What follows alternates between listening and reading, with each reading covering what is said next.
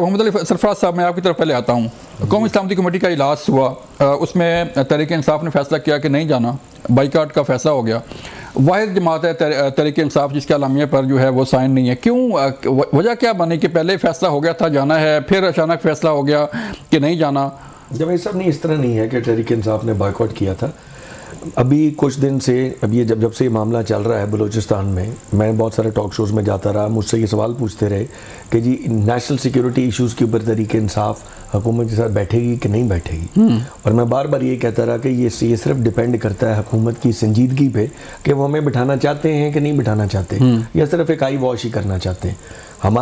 हमने नाम भी दिए थे, लेकिन कंडीशनल एक डिमांड थी कि देखें, पाकिस्तान की सबसे बड़ी जमात पाकिस्तान तहरीक इंसाफ है, और वज़ीर आज़म इमरान खान जो कि असल में वज़ीर आज़म है इस मुल्क के, वज़ीर आज़म इमरान खान हम इसलिए कहते हैं कि फॉर्म 45 के हिसाब से इमरान खान ही वज़ीर आज़म है इस मुल्क का। उसको आप जितना मर्जी इग्नोर कर लें, आप जेलों में बंद कर दें, उनसे मुलाकातों पे बैन कर दें, कुछ भी कर दें। अब मुझे ये समझ नहीं आई कि हमारे मुल्क में एक तरफ तो आग लगी हुई है, एक तरफ हम बात करते हैं कि जी हमें नेशनल कंसेंसस बिल्डिंग की ज़रूरत है।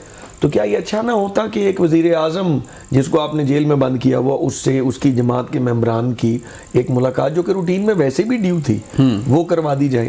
अगर इसमें कोई सीरियसनेस हुकूमत की तरफ से हो तो उसमें तो ये तो इतवार वाले दिन भी ये तो डिमांड कोई बड़ी डिमांड ही नहीं है। अगर if you really want the biggest party to come and sit with you, जो कि हम तैयार थे, सिर्फ एक कंडीशन थी कि हमारी खान साहब से मुलाकात करें, we need to discuss the situation with him. क्योंकि हिस्टोरिकली हमने ये देखा है कि आउटराइट खाली फोर्स यूज़ करने से भी कोई इतना फ़ायदा कभी नहीं हुआ। खान साहब के दौरे हुकूमत के अंदर, पीटीआई के दौरे हुकूमत के अंदर चीज़ें बड़ी स्टेबल हो गई हुई थी, और वो खान साहब का एक सॉफ्टर एक होता था। और ये ख़ास तौर पे ये जो गवर्नमेंट हमारे पे एक एलिगेशन लगाती कि पीटीआई ने ला के तालिबान को यहाँ सेटल करवाया, मैं उसको भी रिकॉर्ड को दुरुस्त कराना चाहूँगा। खान साहब के ज़माने में पीटीआई की गवर्नमेंट के दौर में ये बात आई ज़रूर थी, लेकिन किसी हद में फैसले पे नहीं पहुँची। निकाले गए थे सर बंदे? नहीं, जो सेटलमेंट करवाई गई थी उसकी नहीं, ये बात असेंबली आई थी, कैबिनेट में डिस्कस भी हुई थी, इस पे फैसला नहीं हो सका था। शहबाज शरीफ साहब के दौर में ये फैसला हुआ और उनके सिग्नेचर से हुआ है। सो ये मिसकंसेप्शन जो लोगों को, जनरल पब्लिक को फैलाई जाती है कि पीटीआई ने ला के सेटल कर लिए, ये तो हर दौर में सेटलमेंट की बातें होंगी, और शुक्र अल्लाह का कि इसके ऊपर फैसले के ऊपर सिग्नेचर शहबाज शरीफ साहब के। तो इन चीज़ों को मिस इंटरप्रेट नहीं करना चाहिए, मिस कोट नहीं करना चाहिए। हमारा मौक़िफ़ सिंपल इतना था कि हम खान साहब से डिस्कशन करना चाहते हैं, बिकॉज और हमने वहाँ आना था, और वो फिर उसके बाद जो भी ब्रीफिंग होती, खान साहब को प्रो तालिबान कहा जाता है ना। देखिए कहाँ नहीं, इसलिए नहीं, इसलिए क्योंकि इस मुल्क के वज़ीर आज़म है। हाँ। प्रो तालिबान या एंटी तालिबान की यहाँ बात नहीं है। मैंने तो आपको भी एक्सप्लेन किया कि तालिबान को सेटल कराने का सिग्नेचर तो शहबाज शरीफ साहब के दौर का हुआ है। तो खान साहब को कहने को आप जो मर्जी कहते रहे। अब खान साहब को तो आजकल ये भी कहा जाता है कि खान साहब इस मुल्क के वज़ीर आज़म, जिस तरह आपने अभी मुझे कहा, लगे हैं वही जिस आदमी के वोट हैं उसी का हक है ना बनाने को, आप जिस मर्जी को जाके बिठा दें वहाँ पे। बात यह है कि हमने जब ये रिक्वेस्ट ये की थी कि हम बिल्कुल बैठना चाहते हैं, हमने इनकार नहीं किया था, लेकिन गवर्नमेंट की तरफ से बिल्कुल कोई सीरियसनेस नहीं थी।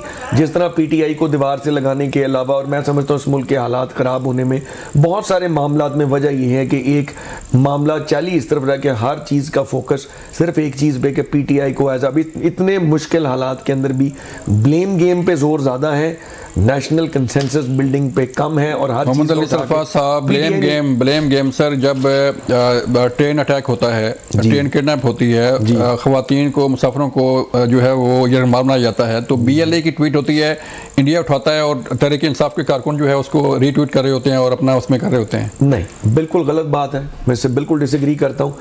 जिस वक्त वो हुआ है, अटैक हुआ है, सबसे पहले पीटीआई ने कंडेम किया है। मैंने खुद 20 जगह बैठ के किया है, अपनी फोर्सेस की सपोर्ट में बयान जारी किए हैं, और हमने ये भी कहा कि जो हमारे जो फौजी जो शहीद हुए हैं, जिस तरह उन्होंने ऑपरेशन किया, उन्होंने बड़ा सक्सेसफुल ऑपरेशन किया है, तारीफ़ें भी की हैं, अपनी फ़ौज के बिल्कुल साथ खड़े भी हुए हैं, अपने शोहदा की फैमिलीज़ के साथ इज़हार यकजहती भी किया है, सब कुछ किया है। लेकिन अब ये तो बड़ा ही एक आसान काम नहीं है, पीका एक्ट और ये दूसरी चीज़ें पकड़ के जिस मर्जी बंदे को आप पीटीआई का बैज लगा के उससे जो मर्जी बयान दिला ले। हमारी जमात को तो विक्टिमाइज किया जा रहा है पिछले 2-2.5 साल से, हो ये रहा है। हर जो गलत बयान है वो पीटीआई के साथ मंसूब किए जाए। पीटीआई ने बिल्कुल कोई बयान नहीं दिया ऐसा, मैं स्ट्रेट अवे उसको डिनाई करता हूँ। हर बंदे को आप उठा के पीटीआई का तो नहीं डिक्लेयर कर सकते। चले रजा हारून साहब को भी लेना है हमने। रजा हारून साहब, बहुत शुक्रिया वक्त देने का। मुझे लेट पता चला कि आपने हमें ज्वाइन कर चुके हैं। रज़ा भाई, कौमी इस्लामी कमेटी का इजलास जो है वो हुआ और तहरीक इंसाफ उसका हिस्सा नहीं थी। यही हम बहस कर रहे हैं कि तहरीक इंसाफ कहाँ खड़ी है। पूरी कौम जो है और सियासी जमातें चाहती हैं कि जो है वो मुल्क से दहशतगर्दी का खात्मा हो। जो लोगों को अगवा कर रहे हैं, कत्ल कर रहे हैं, शहीद कर रहे हैं, उनके खिलाफ कार्रवाई होनी चाहिए।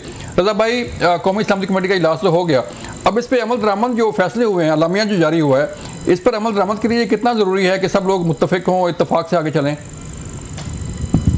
जावेद भाई, दहशतगर्दी जो है ना, वो चाहे किसी दौर में भी हो रही हो, चाहे वो पीटीआई के वज़ीर-ए-आज़म का दौर हो या मुस्लिम लीग का या पीपल्स पार्टी का, वो वारदात करते हैं, उनके हमले होते हैं अवाम के ऊपर ना। तो बहरहाल दहशतगर्दी का शिकार पाकिस्तान के अवाम होते हैं और दहशतगर्दी के खिलाफ हमेशा, चाहे पीपल्स पार्टी का पहला दौर, आपने देखा स्वात ऑपरेशन हुआ, फिर ऑपरेशन रद्दुल फसाद, फिर दूसरा ऑपरेशन भी हुआ।